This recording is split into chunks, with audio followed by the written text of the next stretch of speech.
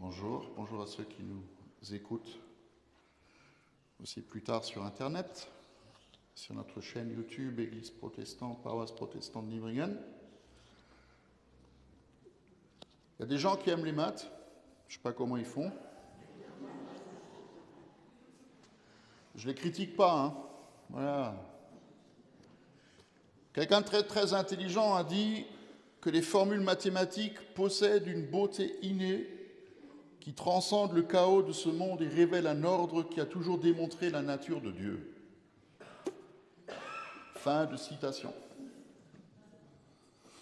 Un autre a écrit « Les maths, perçues à leur juste valeur, possèdent non seulement la vérité, mais aussi la beauté suprême, une beauté froide et austère, comme une sculpture. Loin des faiblesses de notre nature humaine, qui se manifestent dans les magnifiques ornements de la peinture et de la musique. » Donc il vaut mieux être sculpteur que peintre. Ou musicien. Donc fin de citation, et fin tout court. Pourtant, il paraît que les maths, c'est très simple, si on comprend qu'il y a un ensemble de règles à respecter, et si on les suit exactement et dans le bon ordre, on va arriver à un résultat convenable. Par contre, si on saute une ou deux étapes, le résultat peut être terrible. Alors, on va faire un peu de maths ce matin. Ok ? C'est pour ça que j'ai ramené mon tableau. Comme c'est les vacances, hein. Il y en a qui font des cahiers de vacances. Qui c'est qui a fait des cahiers de vacances dans sa vie ? Voilà. C'était le cauchemar. Et je me souviendrai toujours de notre fils Zacharie. Quand on partait en vacances, on lui faisait répéter les tables de multiplication dans la voiture. Les tyrans de parents que nous étions. Donc on va faire un peu de maths. Ok ? Ça va ? C'est bon pour vous ? On va commencer doucement, hein.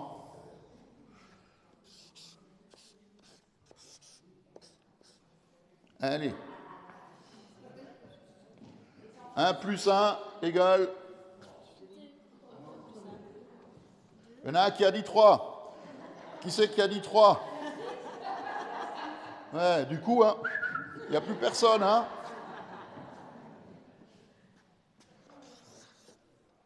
L'école maternelle, elle n'est pas loin, hein. Ok, allez. On va faire un peu plus compliqué.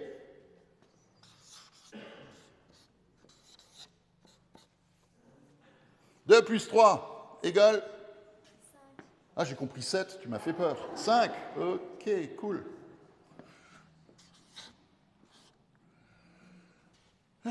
Allez, un dernier. «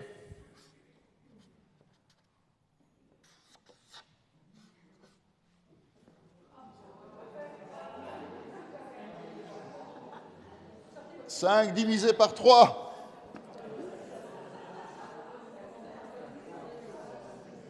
Allez, bon courage. 1, 66, 6. D'accord ?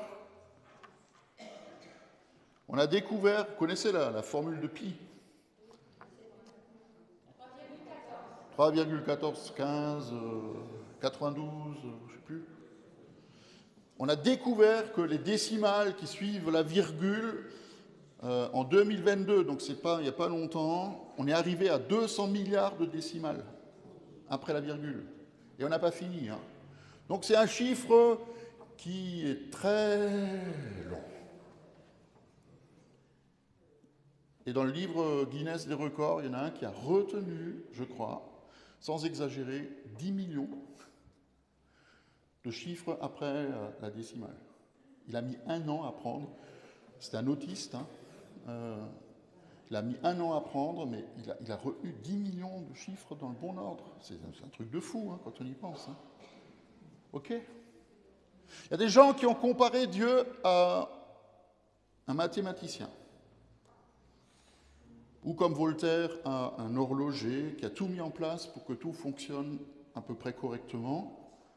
D'ailleurs, comme c'est la nuit des étoiles, encore, s'il n'y a pas de nuages, il suffit de lever les yeux au ciel, et on est dans un endroit privilégié, hein, il n'y a pas trop de lumière, on n'est pas trop pollué par ça. Il suffit de regarder, de lever les yeux au ciel et de regarder les étoiles. Et la Bible, dans le psaume 147, dit que le Seigneur compte le nombre des étoiles et leur donne à toutes un nom. Nous, on a trouvé B 3592 et on est content. Et le Seigneur dans le ciel, il rigole. Il dit, tu peux l'appeler comme tu veux, moi je le connaissais déjà avant. Et c'est l'image que beaucoup de gens ont, c'est l'image d'un Dieu qui a tout programmé et qui nous demande, comme un mathématicien, d'essayer d'entrer dans son système de pensée. Donc je rappelle la base des maths. La base des maths, c'est très simple. Si on comprend les règles et si on suit les étapes, on arrive au bon résultat. Et c'est à peu près ce que Dieu semble dire à Moïse dans le texte de ce matin. Alors je ne vais pas tout lire, il est assez long, mais juste quelques versets de ce texte. Voilà que je vous ai enseigné des prescriptions et des règles comme l'Éternel l'a ordonné, afin que vous les mettiez en pratique dans le pays dont vous allez prendre possession. Vous les respecterez, vous les mettrez en pratique, car là sera votre sagesse et votre intelligence aux yeux des autres peuples. Lorsqu'ils entendront parler de tout ce que je vous ai dit, ils diront, cette grande nation est un peuple vraiment intelligent. Faites ceci et vous vivrez. Seulement veille bien sur toi-même tous les jours de ta vie, à ne pas oublier ce que tu as entendu, ce que tes yeux ont vu, et ne le laisse pas sortir de ton cœur, enseigne-le à tes enfants et à tes petits-enfants. Et souviens-toi, rappelle-toi du jour où je t'ai parlé sur la montagne du Sinaï. Les maths de Dieu, c'est très simple.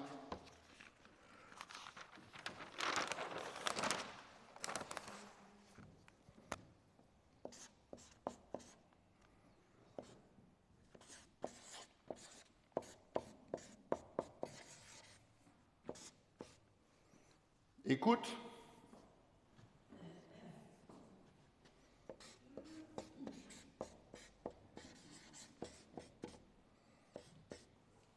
Et fais. Et tu vivras.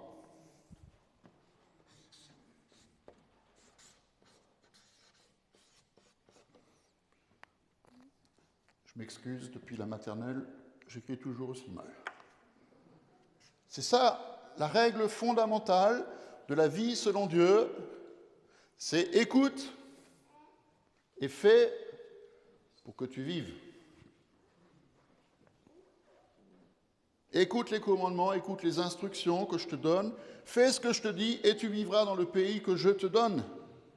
C'est ce que Moïse dit au peuple.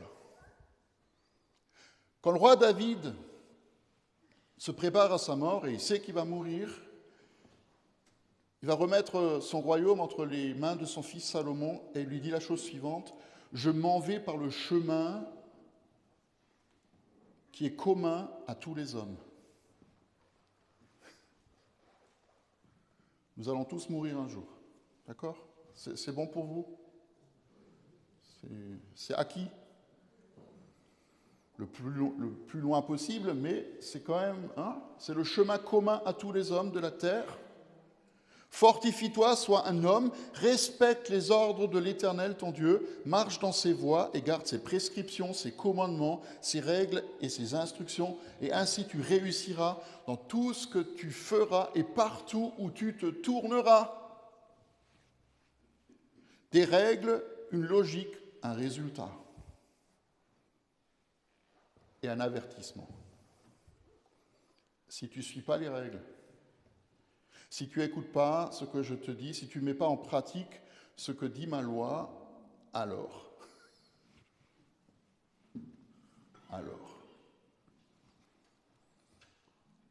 Vous n'ajouterez rien, dit le Seigneur, vous n'enlèverez rien à ce que je vous prescris, vous garderez les commandements de l'Éternel, votre Dieu, tels que je les ai prescrits.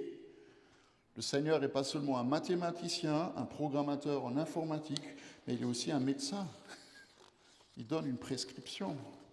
Suivez l'ordonnance et vous vivrez. Un jour, j'ai ramené une feuille de chant à la maison de retraite, avec 2-3 chants qu'on chantait. Et puis il y a une dame qui ne voyait plus très bien, elle a dit « Herr Doktor, ich kann Ordonnance nicht lesen ».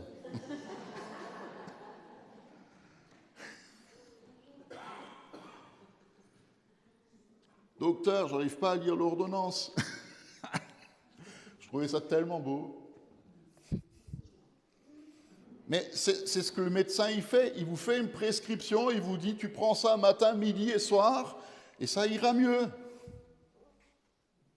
Et Jésus d'ailleurs lui-même, il le dit, il dit je ne suis pas venu pour abolir la loi, mais pour l'accomplir. Il n'est pas venu pour enlever des choses, enlever des règles, mais pour les appliquer d'abord à lui-même. Vous savez, le peuple d'Israël, il connaissait les règles, elles étaient très claires, et pourtant, comme nous, ils n'en ont pas trop voulu.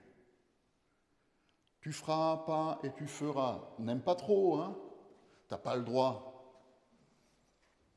T'as pas le droit. Ou alors, il faut que. Et au bout d'un moment, le peuple d'Israël en a eu marre et s'est éloigné de Dieu avec cette idée en tête, on veut faire comme les autres. Le résultat, les conséquences, c'est le retour de bâton. Et puis tout le temps, dans l'Ancien Testament, un cycle qui revient. Le peuple fait ce qu'il veut, il a le cou raide.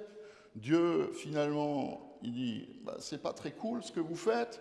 Donc il y a une conséquence un peu désastreuse. Le peuple demande pardon, le peuple revient à Dieu, le peuple s'engage à suivre les commandements. Et puis au bout d'un moment, c'est rebelote. Mes amis, combien de fois est-ce que nous on l'a fait? On a fait une bêtise et puis après, je te promets, je recommence plus. Et après, combien de temps ça dure? S'il n'y a pas un changement à l'intérieur de nous, combien de temps ça dure? Les spécialistes de la loi, on en a entendu parler tout à l'heure dans l'Évangile, ils ont souvent cherché à piéger Jésus parce qu'ils voulaient remettre la loi à sa juste place, la considérer comme une protection et non pas comme une prison. Et les religieux qu'il a rencontrés durant son ministère sur la terre, ils avaient rajouté encore des tas de choses à ce que Dieu avait commandé. 313, 613 règles en plus. 365, tu ne dois pas. 365, tu ne dois pas. Voilà ce que tu n'as pas le droit de faire. Et 248, tu dois.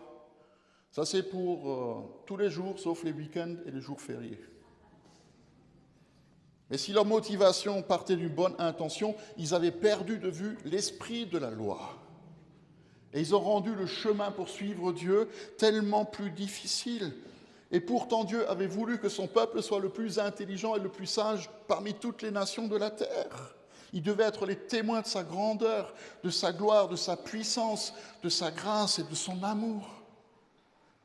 Et souvent, comme nous, ils en ont fait à leur tête.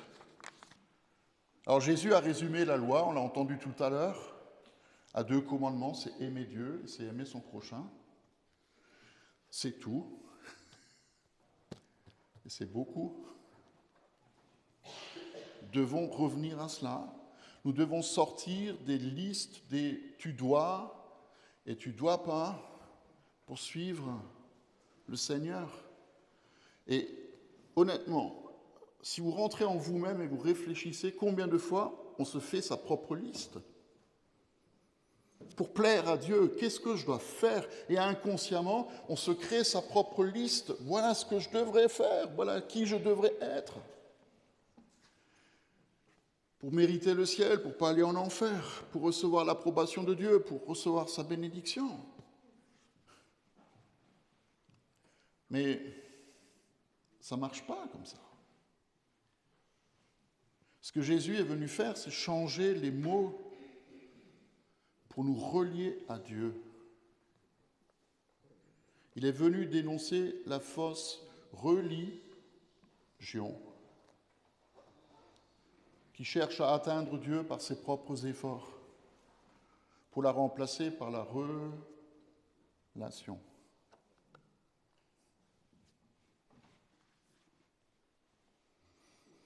Je suis désolé de le dire peut-être un peu brutalement, mais on ne peut pas aimer avec la religion telle qu'on la comprend, aussi belle et magnifique qu'elle soit. On peut vraiment aimer que dans une vraie relation. Je ne peux pas aimer mon conjoint ou mes enfants ou mes petits-enfants avec des règlements ou un manuel. Je peux aimer que par amour. Et c'est peut-être idiot de le dire, mais c'est la vérité. Une maman enceinte, elle ne va pas fumer ou boire de l'alcool pendant sa grossesse parce que le gynéco le lui a dit, mais parce qu'elle aimerait que son enfant naisse en bonne santé. Comprenez la différence? C'est pas parce que moi je te dis de faire quelque chose que tu vas le faire. Tu vas le faire parce que tu aimes. Jésus a rendu les choses simples. Et les 4 évangiles, ils rapportent tous les 4 la discussion qu'il a eue avec les religieux qui concerne le plus grand des commandements. Et c'est en fait ce qu'il dit. Il dit, tu n'as pas besoin de rajouter encore 613 commandements à toute la loi pour vivre bien. Garde les deux, comprends-les, mets-les en pratique et tu vivras. D'ailleurs, il le dit à la fin de ce passage chez Matthieu, il dit, toute la loi et les prophètes sont résumés. Toute la loi, elle est résumée. Tous les prophètes, tout ce qu'ils ont dit est résumé dans ces 2 seules paroles. Aime le Seigneur ton Dieu et aime ton prochain comme toi-même. Je ne peux aimer qu'avec mon cœur, mon âme, mon esprit, mon corps, tout ce que je suis et qui je suis. Et peu importe qu'on ait une conception juive de qui je suis avec le cœur, l'âme et les entrailles, ou alors une conception grecque qui divise l'être humain en esprit, âme et corps et qui rajoute encore la force, peu importe. Il faut que nous apprenions à aimer Dieu de tout notre cœur, comme un père, comme Dieu aime son peuple, comme il l'a fait hier et qu'il le fait aujourd'hui. Et aimer notre prochain, c'est celui qui est assis à côté de toi ce matin. Vous n'avez peut-être pas choisi la personne avec qui vous êtes assis ce matin à côté. Hein? Regardez-la voir.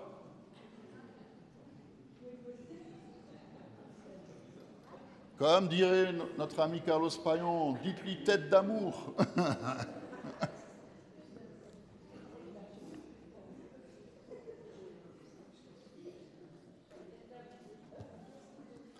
Je voudrais juste terminer, et ça va introduire le baptême de Maël. Maël, c'est le prénom de ce petit garçon. Et je répète ce que j'ai dit au début, il n'est pas le fruit d'un calcul mathématique. Il n'est pas non plus, comme Linda me l'a dit, l'addition des 4 premières lettres des prénoms de ses sœurs et de son frère. C'est beau d'ailleurs, c'est une belle image. Hein. Maël, ce n'est pas non plus seulement le nom du neveu de Saint Patrick. Alors, il fera la teuf un jour, hein, Saint Patrick, patron des Irlandais, qui a évangélisé l'Irlande. Maël, ça ne veut pas seulement dire grand chef de guerre, j'ai regardé. Mais Maël, c'est aussi le raccourci, l'abréviation de Malachie, le dernier prophète de l'Ancien Testament. Celui qui a fait le lien entre le peuple d'Israël et nous. Celui qui fait le lien entre la loi dont on a entendu parler ce matin et ce que Jésus explique. Et j'aimerais juste, ça a introduit le baptême, hein, comme ça je n'ai pas besoin de faire une grande explication tout à l'heure. Voilà ce que dit Malachie, Maël.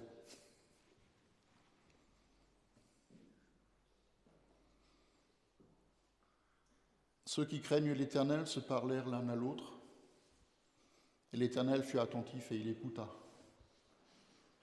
Un livre de souvenirs fut écrit pour lui, et pour tous ceux qui craignent l'Éternel et qui respectent son nom. Et l'Éternel, le Maître de l'univers, dit, ils seront à moi, ils m'appartiendront le jour que je prépare. J'aurai compassion d'eux comme un homme a compassion de son fils qui le sert. Et vous verrez de nouveau la différence entre le juste et le méchant, entre celui qui sert Dieu et celui qui ne le sert pas. Pour vous qui craignez mon nom, le soleil de justice se lèvera et la guérison sera dans ses rayons. Vous sortirez en bondissant comme les veaux d'une étable. Vous piétinerez les méchants car ils seront comme la poussière sous la plante de vos pieds. Souviens-toi de la loi de mon serviteur que je lui ai donnée sur le Sinaï. Souviens-toi de tous les commandements et des règles. Je vous enverrai le prophète Élie avant que n'arrive le jour de l'Éternel, grand et redoutable, celui qui ramènera le cœur des pères vers leurs enfants et le cœur des enfants vers le Père, de peur que je vienne frapper le pays de destruction. Voilà ce que le Seigneur veut faire, il veut ramener nos cœurs à lui, comme il s'est ramené à nous-mêmes au travers de Jésus. Que Maël puisse vivre toutes ces choses, et tout ce qui est là, évidemment. On a entendu un rabbin dire la chose suivante. La première lettre de l'Ancien Testament, la première lettre de la Bible en hébreu, c'est Bereshit, c'est un B. Les deux dernières lettres du Nouveau Testament, si on enlève l'appendice, c'est Amen, c'est E et N. Tu mets les deux ensemble, ça forme Ben. Et Ben, c'est le Fils, Jésus qui est présent du commencement jusqu'à la fin, celui qui ramène le cœur des enfants vers le Père et qui ramène le cœur du Père vers chacun de nous. Amen. Soyez bénis.